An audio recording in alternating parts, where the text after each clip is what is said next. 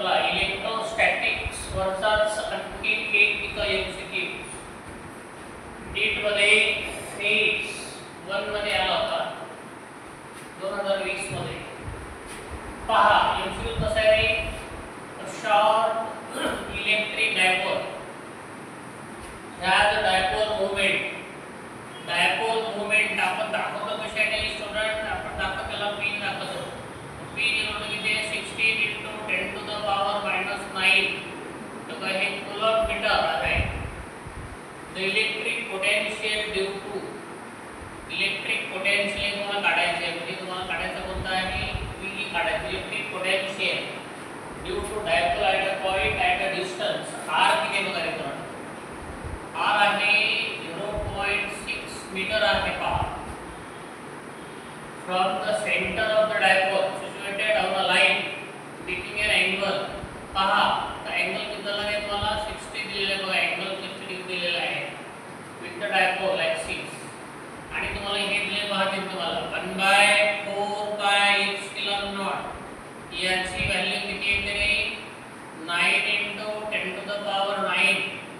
Newton metre square पर coulomb square ही value दिलेली आहे आपल्याला. ओके, तर आपल्याला याच्यापैकी पोटेन्शियल तुम्हाला काढायचं आहे. तुम्हाला सर्वांना माहिती आहे स्टुडंट काय रे, फॉर्म्युला माहिती आहे मला तुम्हाला. काय फॉर्म्युला, व्ही किती आहे 1/4πε0 इंटू किती आहे पी कॉस थीटा अपॉन किती आहे हे आर स्क्वेअर आहे. याची व्हॅल्यू तर किती तुम्हाला दिलेलीच आहे ना, तीच याची किती आहे 9 × 10⁻⁹ घ्यायची. आता इथं p ची व्हॅल्यू आहे पहा किती रे 16 × 10⁻⁻ किती आहे -9 आहे. आणि थीटा किती आपल्याकडे 60 आहे, cos 60 डिग्री घ्यायचा. त्यानंतर r स्क्वेअर चा आपल्याला इथे करून बघा किती 0.6 आहे. तर हे 6 × 10⁻⁻1 करतो. हे 0.1 आहे ना, 6 × 2 काय करतो -1 करतो. पहा 6 × काय करूया 10⁻⁻1 चा आपण काय करूया स्क्वेअर करूया. आता कॅल्क्युलेशन करूया आपण. कसं करू कॅल्क्युलेशन, हे बघा रे इथे किती आहे 9 आहे, प्लस इथे किती आहे -9 आहे. तर हे दोन कॅन्सल होतात. आता इथं काय 9 × 16 ठीक आहे, 16 9 ला 144 16 मी केवढं केलं ते का 16 9 ला किती 144 नाही. त्यानंतर पुढे आता इथं बघा रे cos 60 किती आहे, cos 60 1/2 आपल्याला सर्वांना माहिती आहे. बरोबर काय माहिती आहे रे, हे तुमचं काय आहे, हा ट्रायंगल आहे बघा, हा 30 डिग्री आहे आणि हा 60 डिग्री आहे आणि हा 90 आहे. ते √3 1 आणि 2 असं असतं. तर cos 60 मध्ये काय रे ॲडजस्टंट साइड अपॉन हायपोटेनस पुन्हा लगतची बाजू भागिले करणं म्हणजे cos 60 वरती झाली 1/2 झाली, cos 60 झाली की झाली 1/2 झाली. आता इथं पहा इथं काय रे 6 चा स्क्वेअर 36 होतो आणि 10⁻⁻1 चा स्क्वेअर किती होतो -2. ओके, आता तुम्हाला सर्वांना माहिती आहे 36 2 ला काय होतं 72 ला किती होतं 144 म्हणजे 36 4 ला किती होतो 144 होतो. 36 4 ला किती होतो, आता पुन्हा एकदा इथे 1 ला 2 आणि 2 ला म्हणजे हे 2 झालं आणि 10⁻⁻2 आहे त्यावर येऊन टाका 10⁻+2 म्हणजे 2 झिरो घ्यायचे आणि हे व्होल्ट झालं. अशा पद्धतीने तुमचं पोरांनो आन्सर किती येतं रे, अतिशय सोपं असतं. ते आपल्याला वाटतं की काहीतरी नीट आहे बाबा, खूप अवघड प्रॉब्लेम असतील असं वाटतं, असं काही नसतं. तर बेस पक्का पाहिजे आणि सातत्यानं प्रॉब्लेम सॉल्व्ह करायचा, सर्व काही सोपं नसतं. तर आपला आन्सर कोणता आहे पोरांनो, आपला आन्सर आहे हे आपला आन्सर आहे सर्वांना समजत आहे चांगल्या पद्धतीने. चला लिहा इलेक्ट्रो केमिस्ट्रीवरचा एमसीक्यू नीट मध्ये फेज 1 मध्ये आला होता पोरांनो 2020 मध्ये. तो काय पहा, साधा साधा एमसीक्यू आहे. The capacitance of a parallel plate capacitor with air has a medium. Capacitor किती बघा, air has the medium, air has the medium म्हणजे C दिलेले किती आहे 6 मायक्रो फॅरड आहे. मायक्रो फॅरडचं रूपांतर कशामध्ये करा तुम्ही, फॅरड मध्ये करा. कसे करते -6 इकडे काय आहे 10 to the power -6 येतात. त्यानंतर पुढे with the introduction of the dielectric constant, त्याच्यानंतर सुरुवातीला काय होतं फक्त एअर होता, एअर असतानाचं हे कॅपॅसिटन्स आहे. त्याच्यानंतर त्याच्यामध्ये काय टाकलं त्यांनी, introduction of the dielectric medium, dielectric medium टाकला. मग तेव्हा कॅपॅसिटन्सला आपण काय करू, त्याला सीडीएस म्हणू, सीडीएस. तो किती झाला रे 30 झाला, 30 मायक्रो फॅरड आहे. 30 into 10 to the power -6 farad झाले नाही का. The permittivity of the medium काढा. Permittivity of the medium, permittivity म्हणजे इप्सिलॉन काढा. काय काढा रे, इप्सिलॉनची किंमत किती आहे ते काढा. त्याचा प्रश्न आहे तुम्हाला. तर एक काम करा तुम्ही, तुम्हाला सर्वांना माहिती आहे पोरांनो काय आहे, तो काय हे बघा, तो काय हे C डॅश बरोबर ते K into C आहे नाही का. एक काम करा, 1% मध्ये काय हे C डॅश बाय C इकडे काय झालं K झाला. तर C डॅश ची आपल्याला किंमत माहिती आहे पोरांनो किती आहे बघा, 30 into 10 to the -6 आहे. आणि C ची किंमत आपल्याला माहिती आहे किती आहे 6 into 10 to the power -6 आहे. तर बघा हे 10 to the power -6 10 to the power -6 cancel होतं नाही का. तर काय हे 6 on the 6 5 नाही का. तर अशा पद्धतीने तुम्हाला K ची डायलेक्ट्रिक कॉन्स्टंट किंमत किती आली 5 आली. परंतु तुम्हाला आणखी एक माहिती आहे फॉर्म्युला, कोणता माहिती आहे रे, आणखी एक फॉर्म्युला माहिती आहे काय आहे, K = epsilon upon epsilon not आहे. तर हे इकडे घेऊन टाका, K * इप्सिलॉन नॉट = इप्सिलॉन. याची आपल्याला किंमत माहिती आहे. कुणाची माहिती आहे, इप्सिलॉन नॉटची किंमत माहिती आहे आपल्याला, Kची किंमत माहिती आहे आपल्याला. K त्याला 5 आला, इप्सिलॉन नॉटची किंमत होती 10 किती आहे 8 into 8 5 into 10 to the power -12 आहे. आहे जो काही युनिट आहे त्यानंतर लिहूया आपण. इप्सिलॉन आहे नाही काय इप्सिलॉन आहे. आता या दोघांचं काय करूया, मल्टिप्लिकेशन करूया. 5 into 5 किती 25 त्याने किती आली 2 आली. 5 8 जा 40 40 प्लस किती 42 झालं, त्याने परत 4 आली. 5 8 जा 40 ना, 40 प्लस 2 म्हणजे 42 40 का 142 नाही का. 40 40 का पुन्हा एकदा करूया. 5 5 ला किती रे 25 ला कॅरी 2 आला. 5 8 ला 40 प्लस 2 42 कॅरी 4 आला. 5 8 ला 40 प्लस 4 म्हणजे काय झालं रे 44 झालं. डेसिमल आफ्टर 2 नंतर आहे, आफ्टर 2 नंतर आहे म्हणून आफ्टर 2 नंतर घ्या. 44.25 आला. किती आला 44.25 आला. तर तुम्हाला पूर्ण इथे एक रूल आहे बघा. कोणता रूल आहे, राउंडिंग अपचा रूल आहे. कोणता रूल आहे, राउंडिंग अप. तुम्हाला माहिती आहे का, जर लास्ट नंबर असेल तर 5 असतो, कॅन्सल करता मागे एक मिळवा, मागे मिळवा. झालं इथं 3 झालं.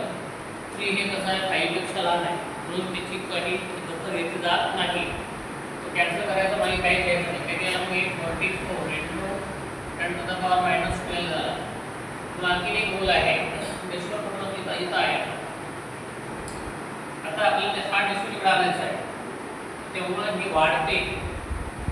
1 आणला 1 वाढला, 2 आणला 2 वाढते. मी 2 आणणार आहे, इथं आला तर ह्याच्यामध्ये 2 वाढतील, -4 + 4 होईल बरोबर. किती वाढतील रे 2 वाढतील. आता काय होईल मग 0.44 into 10 to the power -10 झाला. कारण काय झालं 12 मधून हे 2 गेले तर ते -10 झालं. 0.44 into 10 to the power -10 हे आलं. तर पुढे जे युनिट आहे ते लिहून टाकायचं. काय युनिट आहे, कुलम्ब स्क्वेअर, न्यूटन रेस्ट -1 आणि मीटर रेस्ट किती -2. तर हे तुमचं आन्सर आहे स्टुडंट्स. अतिशय प्रॉब्लेम सोपे राहते, फक्त तुम्हाला लक्ष देऊन शांततेनं सॉल्व करायचं. काही पण प्रत्येकाला असं वाटतं की खूप घाई करावं, असं काही नसतं. घाई करायचं तर पेन डोक्याची आणि पेनची घाई पाहिजे, आपली स्वतःचीच घाई करून ते उपयोग नसतं. काय काय शांततेचं कॅल्क्युलेशन करताना तिथे मिस्टेक न होता केलं तर अतिशय फास्टली कॅल्क्युलेशन होत असतं. तुम्ही चुका केल्या तर मात्र आनंद होत असतं. तुका हे तुमचा आन्सर आलेला आहे. ओके, अशा पद्धतीने तुमचा हा MCQ सॉल्व केला. तुम्हाला समजले काही काही अडचण नाही? ओके, चला लिहून घ्या.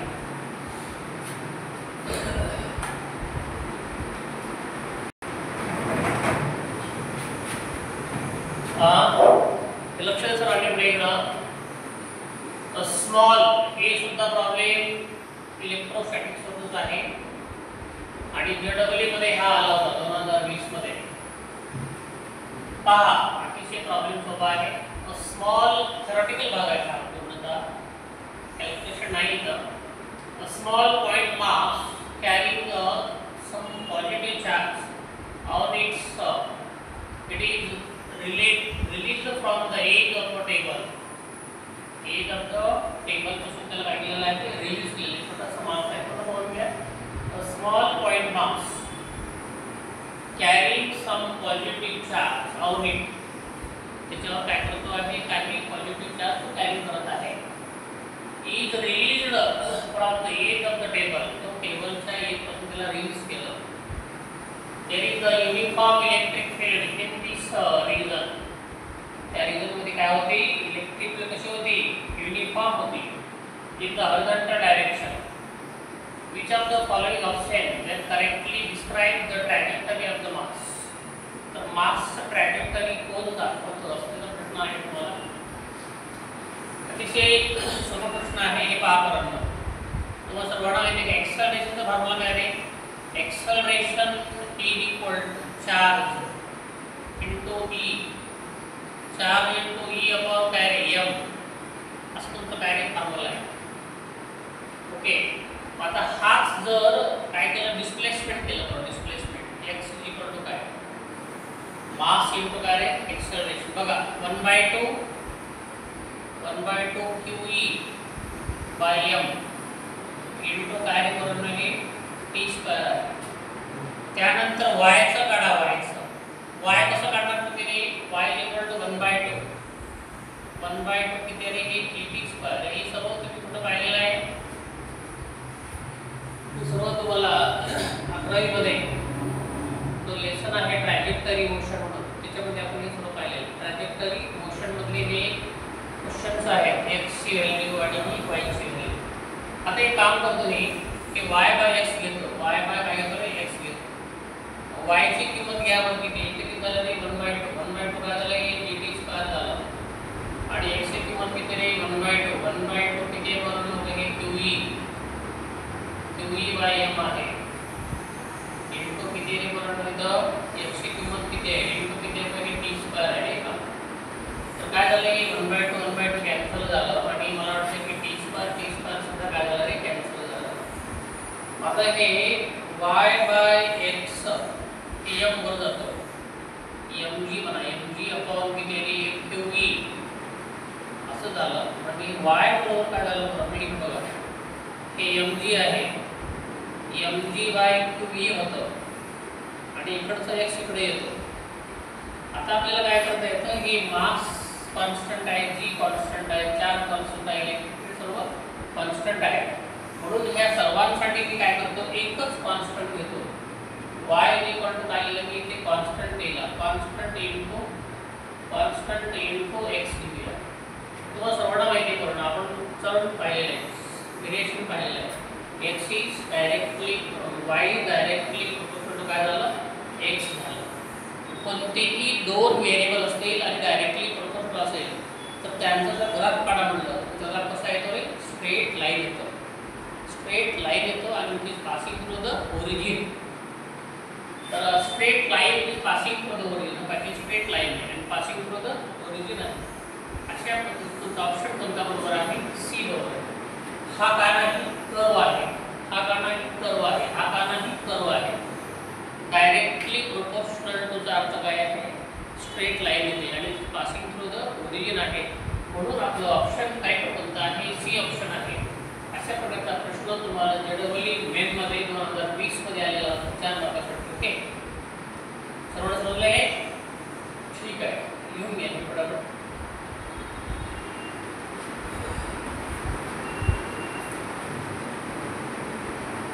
हा प्रॉब्लेम आहे इलेक्ट्रोस्टॅटिक्स वर आलेला हा एमसीक्यूज आहे.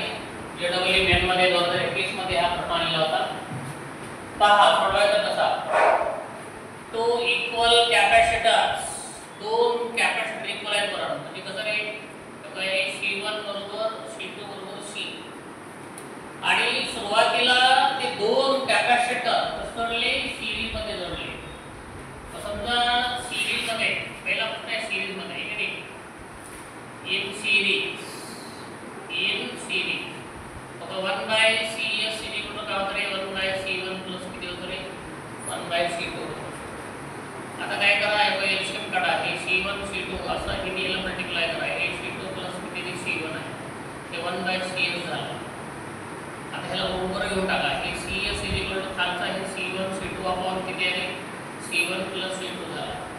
आता ते इक्वल आहेत म्हणजे C1 साठी सुद्धा C येता येतं आणि C2 साठी सुद्धा C येता येतं. म्हणून C into C upon C1 plus C, C into C, C1 plus C म्हणजे हे टू C झालं. अशा पद्धतीने CS ची व्हॅल्यू काय झाली, CS ची व्हॅल्यू काय झाली, C/2 झाली. ओके, आता इन पॅरलल मध्ये कसं होतं बघा. इन पॅरलल मध्ये काय होतं रे, CP बरोबर किती आहे, C1 plus C2 आहे. दोन्ही पण सारखेच आहेत ना, C1 plus C1 साठी सुद्धा C, C2 साठी सुद्धा C, म्हणजे हे 2C आला. ओके, मग त्यांचे रेशो काय आहे, त्यांचे रेशो घ्यायचे तुम्हाला. त्या दोघांचे काय घ्यायचे तुम्हाला, रेशो घ्यायचे. कसं रेशो घ्यायचे पहा.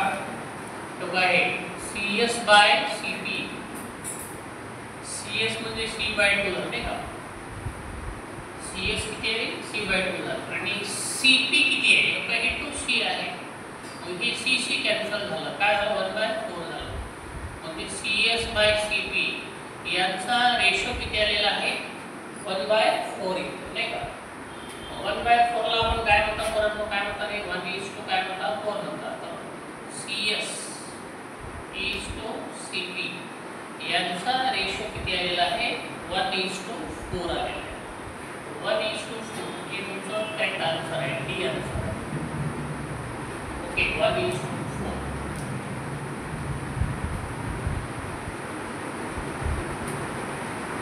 समजलं का? हां, सोपं आहे नाही? बरं, ठीक आहे, लिहा.